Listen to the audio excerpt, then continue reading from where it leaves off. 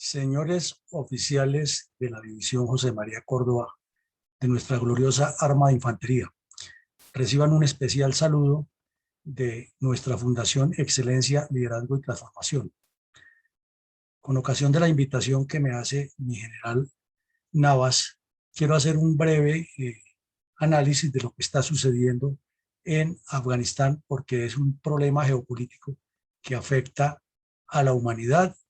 y que afecta el futuro de nuestro planeta y por qué no decirlo, de nuestros herederos, ya que no es un evento local ni focalizado, sino que por la dimensión de los intereses geopolíticos y geoestratégicos que hay en esta región, se extiende a todo el planeta con dos líneas que están siendo muy marcadas en el futuro de la humanidad en los términos geopolíticos, como son la expansión abrasiva de China sobre los 5 continentes y la expansión del yihadismo o del terrorismo islámico en diferentes partes del planeta bajo el criterio que ellos son luchadores de la verdadera fe religiosa contra lo que llaman los infieles. Vamos a ver aquí en las ayudas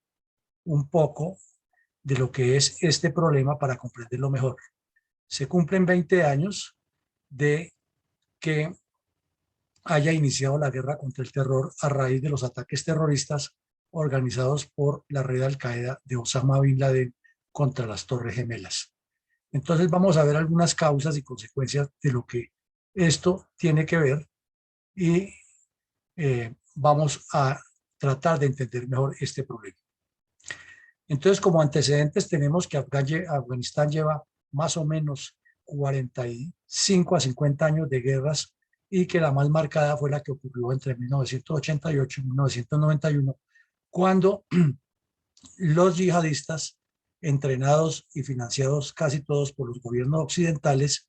eh,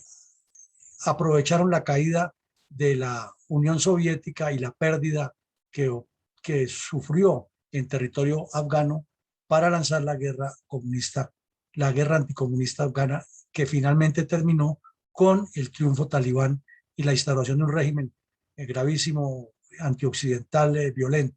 Ese régimen, su primera acción conocida fue el ataque terrorista contra las Torres Gemelas en el año de 1993, cuando activaron un vehículo cargado de explosivos debajo de los sótanos de las Torres Gemelas y hubo daños, pero no como los que ellos calculaban. Sin embargo, guardaron para hacerlo después, como sabemos, en el año 2011 ya con aviones. Tenemos también los ataques a las embajadas de Estados Unidos en Kenia y Tanzania en 1997,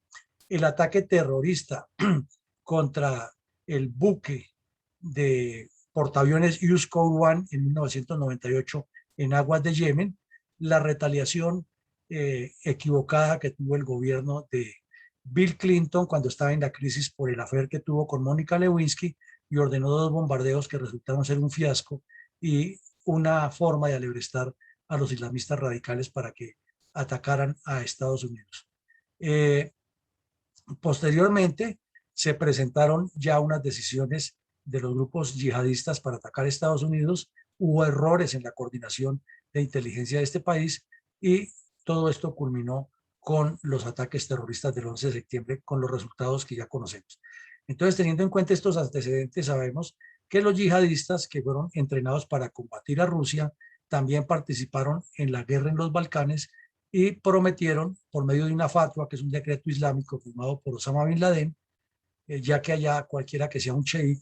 o que sea un imam puede firmar un decreto islámico disponiendo acciones de todo tipo contra quien no esté de acuerdo con sus leyes. Y esto lo hizo este señor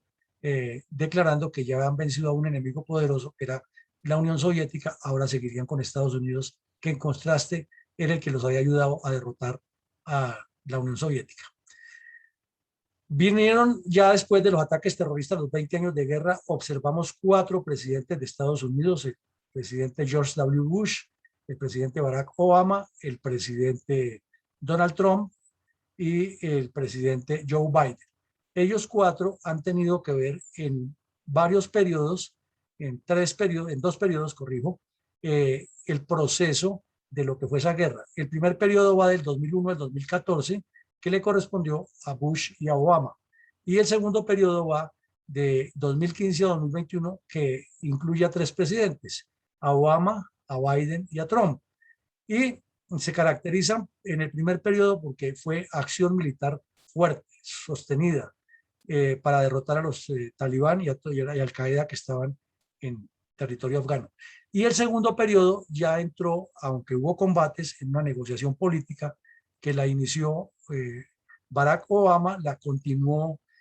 Donald Trump dándole casi terminación y que se cristalizó de una manera abrupta y negativa para la política exterior de Estados Unidos en los primeros meses del señor Biden, porque ya el mal estaba muy avanzado. Como ustedes ven aquí, la misma gráfica habla solo. El error no fue militar, la derrota nunca fue militar, aunque fue una guerra muy difícil, pero sí fue consecuencia de los errores que se cometieron por parte de la dirigencia política. Porque además de la muerte de Osama Bin Laden, que ocurre dentro del primer periodo, lo militar pues mantuvo una especie de equilibrio estratégico, claro, con amplias ventajas en la cantidad de bajas producidas por la coalición y por Estados Unidos, pero no en la ocupación del terreno y el dominio geopolítico, que es lo que busca toda guerra, sino que se convirtió en una guerra de prolongación, de afectación para la parte occidental y con poca incidencia en la cantidad de bajas que sufrían los yihadistas. Y de remate, además del mal manejo político que le dio la Casa Blanca durante todo este tiempo, porque fue la consecuencia de errores políticos, se sumó la eterna corrupción que hay en Afganistán y la disimilitud de intereses que tienen las tribus, las organizaciones internas y las divisiones geohumanas. Por esa razón fue imposible que se pudiera lograr que el país quedara reorientado y sigue con la prospección de una inminente guerra civil de resultados impredecibles. En cuanto a las operaciones, dijéramos que el área, la zona donde se realizan las operaciones actualmente, se divide en 3 etapas. La primera etapa fue la de libertad duradera, que fue del 2001 a más o menos el 2003. Luego vino la participación intensa de la OTAN, que se llamó Fuerza Internacional de Asistencia para la Seguridad, por sus siglas en inglés ISAF, que significa International Security Assistance Force. Y los 2 gráficos que vemos en la pantalla nos indican lo que es la vida de un soldado en guerra irregular o guerra asimétrica. En la parte de arriba, un soldado dándole una manzana a unos niños, que es algo muy común que hemos visto en nuestro territorio, los soldados de contraguerrillas dándole tarros de leche o de salchichas o raciones a los niños en las zonas de combate. Y abajo los soldados desembarcando de un helicóptero o viceversa alistándose para ingresar a un helicóptero, que eso también es muy común en nuestro medio. Esa es la característica de las guerras asimétricas del siglo XXI. Y por último, la etapa del apoyo decidido, en el cual supuestamente todo el apoyo que le daban las potencias occidentales permitiría que Afganistán mejorara. Pero para entender un poco más cuál fue la dimensión de esa guerra que se vivió allá, hemos tomado 3 eventos que fueron muy repetitivos a lo largo de la guerra. Comencemos por decir que cuando Estados Unidos decide ingresar en un mes después del ataque terrorista a las Torres Gemelas, Afganistán pues tiene que hacer una aproximación en países vecinos, porque no se nos puede olvidar que Afganistán estaba en poder de los talibán y no era fácil desalojarlos de allí. Entonces se hace la primera batalla, que es la batalla de Tora Bora, en la cual participan cerca de 200 personas de Estados Unidos, Reino Unido, Alemania y la Alianza del Norte, que eran unas tribus amigas de Occidente que estaban dispuestas a participar en esa lucha. Luego, esa experiencia, que fue una experiencia de comandos, fue muy importante porque golpearon el epicentro de logística y de organización, y dijéramos el cuartel central donde se ha escondido Osama Bin Laden, que es de Al-Qaeda, y estaba cobijado por el régimen talibán, que son 2 cosas distintas, en organización, más no en objetivos. Los unos pues eran un gobierno, entre comillas, legítimo, porque ya había 3 países que lo han reconocido, y los otros eran terroristas internacionales que han organizado una base yihadista con el cobijo del gobierno talibán, que, como les dije, subió al poder después de una guerra en 1992. Entonces, se hizo ya la primera operación Anaconda, Esta operación Anaconda ya tuvo la participación de varios países: Estados Unidos, Canadá, Reino Unido, Alemania, Australia, España, Nueva Zelanda, Noruega, Afganistán, con las tribus de la Alianza Norte que eran contrarias a los talibán. Y dentro de esa operación Anaconda, que en el tiempo se prolongó durante 14 años, o sea, todo el contexto de esa etapa en la que participan las fuerzas de la ISAF, se llama la Operación Anaconda. Hubo una primera batalla que es interesantísimo analizarla, no nos vamos a detener aquí, pero esto daría para una buena conversación y un análisis geopolítico, estratégico, táctico. Es que en una incursión de comandos combinada, como lo vemos aquí, en varios sitios, en varias, hubo helicópteros averiados, helicópteros derribados, un sargento que cayó en pleno combate del helicóptero y fue rematado por los yihadistas en el piso. Después lo encontraron su cadáver completamente destrozado. 200 yihadistas murieron en estas montañas, pero pues quienes hemos estado prometidos en operaciones en la montaña sabemos lo difícil que es eso por las alturas. Ustedes ven alturas de 10.000 a 12.000 pies, que equivalen a 4.000 metros de altura, no es cualquier cosa. Un helicóptero no puede subir con mucha tropa a esa altura, y los combates en nidos de ametralladoras, en cuevas, en terrenos abruptos que se forman en estas cordilleras, pues son bien complejos. Y a pesar de las bajas, que murieron 11 soldados de la coalición y 200 yihadistas, también hubo varios civiles de la coalición muertos y obviamente muchos heridos. Entonces, esta primera operación ya no se caracterizó solamente porque fueran comandos como la primera, sino que estos comandos entraron sobre este objetivo y alrededor del objetivo desplegaron tropas de infantería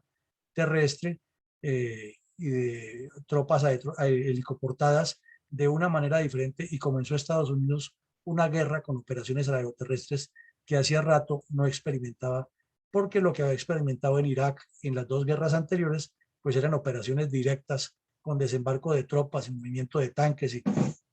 etcétera. Y aquí ya fue una operación irregular que valdría la pena estudiar. Esta batalla de Takurgar es ejemplar, lo mismo que la batalla de Tora Bora.